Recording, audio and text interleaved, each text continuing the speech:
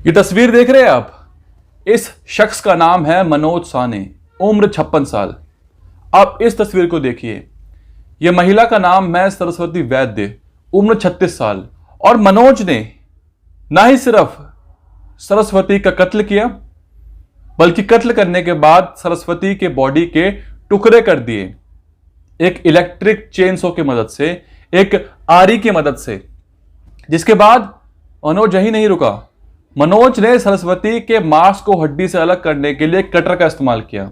उसके बाद सारे मांस को इकट्ठा करके एक प्रेशर कुकर के अंदर उबाल दिया और फिर उन टुकड़ों को सोसाइटी के कुत्तों को खिला दिया। यह दिल दहला देने वाला हादसा सामने आया है महाराष्ट्र के मीरा रोड से। आपको बता दूं कि मनोज और सरस्वती पिछले 3 साल से लिव इन रिलेशनशिप में रह रहे थे। अब इन दोनों के बीच में 20 साल का फर्क है। आपको बता दूं कि सरस्वती वैद्य अनाथ है, बचपन में ही उसके माँ बाप गुजर गए थे और यहीं से मनोज और सरस्वती की दास्तान शुरू होती है। ये दोनों साथ में ही मनोज के अपार्टमेंट में, जो कि किराए का अपार्टमेंट था, वहां पर रहा करते थे। अब अचानक से इनके बीच में क्या बात हुई, क्या नहीं हुई, तो 3 जून की रात को मनोज ने सरस्वती के सर को दीवार से पटक के उसे कत्ल कर दिया। सोसाइटी में लोग रहते हैं, उनको बहुत ज्यादा बदबू आने लगी थी और लोगों को शक था कि अचानक से ये बदबू कहां से आ रही है, और वो भी इतनी ज्यादा मात्रा में बदबू आ रही है। जो मनोज था वो काफी ज्यादा अलग ही रहा करता था, मतलब ना फेस्टिवल्स में कुछ त्योहार मनाना, ना घर से ज्यादा बाहर निकलना, ज्यादा किसी से ज्यादा बात करना, अपने ही दुनिया में रहा करता था, किसी से घुलता मिलता भी नहीं था। लेकिन सोसाइटी के लोगों ने यह देखा कि अचानक ही मनोज जो है बाहर आकर कुत्तों को खाना खिलाने लगा है। जो इंसान किसी जानवर से प्यार नहीं करता था, जो किसी को मुंह नहीं लगाता था, अचानक से वो कुत्तों को खाना खिला रहा है। तो लोगों को शक हुआ, लोगों ने पुलिस कंप्लेंट करी और जब पुलिस घर में आई तो जो मंजर था वो हैरान कर देने वाला था। पहले तो मनोज ने गेट खोला और बिल्कुल नॉर्मल तरीके से पूछा, हाँ जी क्या हुआ है, आप किस काम से आए हैं? तो पुलिस ने बताया कि हमें कुछ शक है, हम कुछ पूछताछ करने आए हैं, कुछ जांच करने आए हैं। तो जैसे ही कमरे में पुलिस घुसती है तो वो जो मंजर होता है वो हैरान कर देने वाला होता है, परेशान कर देने वाला होता है। मंजर कुछ ऐसा होता है कि उस घर में चारों तरफ खून ही खून बिखरा होता है, पूरा फर्श खून से लिपटा होता है, दीवारों पर खून के छींटे होते हैं। 3 बाल्टी रखी होती है, उन बाल्टी के अंदर सरस्वती का शव होता है, या यूं कह लीजिए कि शव के टुकड़े होते हैं, चॉप कर रखे होते हैं बाल्टी के अंदर।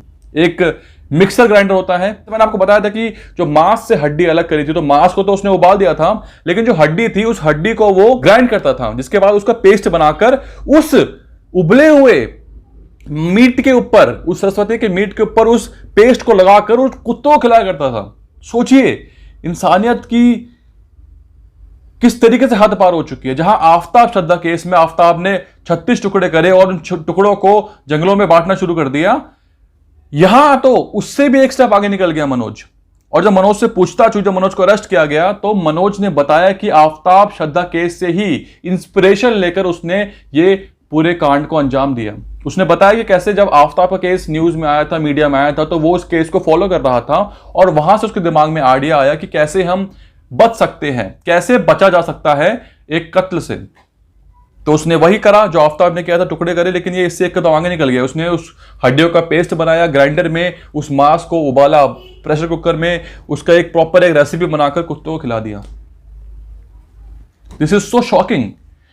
इसके बाद जब पुलिस ने उससे पूछताछ करी तो अब वो हर बार एक नई स्टेटमेंट दे रहा है, जिसके बाद पुलिस को लग रहा है कि ये हमें गुमराह करने की कोशिश कर रहा है। अभी हाल ही में जो स्टेटमेंट सामने आया है मनोज का, मनोज ने बताया कि आज से कुछ साल पहले उसके साथ एक सड़क दुर्घटना हुई थी, जिसके बाद उसके बॉडी में खून चढ़ा था और वो ब्लड इन्फेक्टेड था। जिसके बाद 2008 में मनोज ने यह पाया कि उसको HIV हो चुका है, यानी कि उसका ब्लड अब HIV पॉजिटिव है। जिसके बाद से ही वो मेडिकेशन में था, उसके इलाज चल रहा था। मनोज ने बताया कि 3 साल से वो सरस्वती के साथ रह रहा था, लेकिन उनके बीच में कोई भी फिजिकल ताल्लुकात नहीं हो बन पाए थे, क्योंकि मनोज HIV पॉजिटिव था। शायद इसलिए सरस्वती ने कोई भी फिजिकल ताल्लुकात नहीं बनाए मनोज के साथ। इस वजह से वो काफी ज्यादा फ्रस्ट्रेट रहता था, काफी ज्यादा गुस्से में रहता था, परेशान रहता था।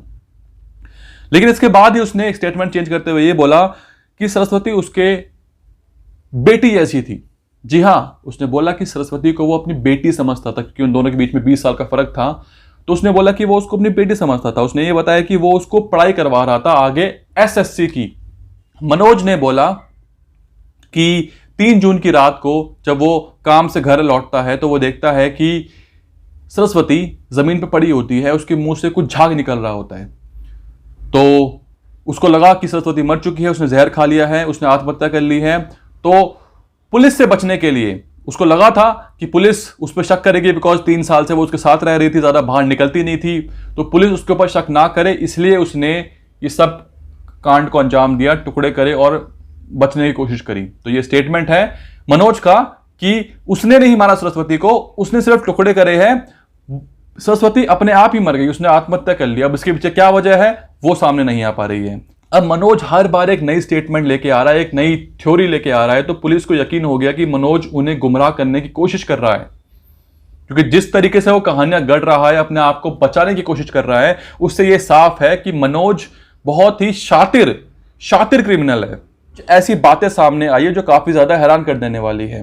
दरअसल मैंने आपको बताया था कि सरस्वती अनाथ थी बचपन से ही, लेकिन अब उसकी 3 बहनें मीडिया के सामने आके अपनी बात रख रही हैं और उन सभी ने अपने मुंह को कवर करके रखा हुआ है, अपने फेस को ढक रखा है और अपनी बात रख रही है।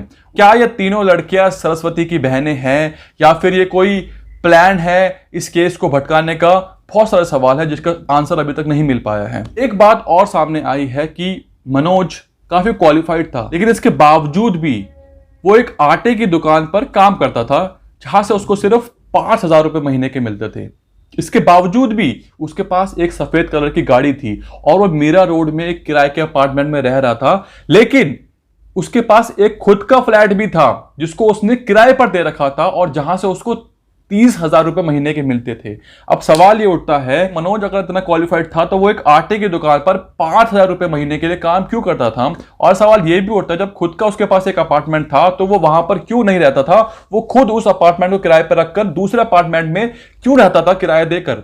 एक बात और है कि इन दोनों के बीच में आखिर रिश्ता क्या था, क्योंकि मनोज ने बताया कि सरस्वती उसकी बेटी जैसी थी, उन दोनों के बीच में कोई भी फिजिकल ताल्लुकात नहीं थे। इसके बावजूद भी वो 3 साल से उसके साथ रह रही थी लिव इन में, और सरस्वती खुद मनोज को मामा बोलती थी। तो ये कौन सा रिश्ता है, ये क्या रिश्ता है, इसके बारे में कुछ समझ में नहीं आ रहा है। और ये बात समझ में नहीं आ रही है कि आखिर मेन वजह क्या थी जिस वजह से मनोज ने सरस्वती को कत्ल कर दिया।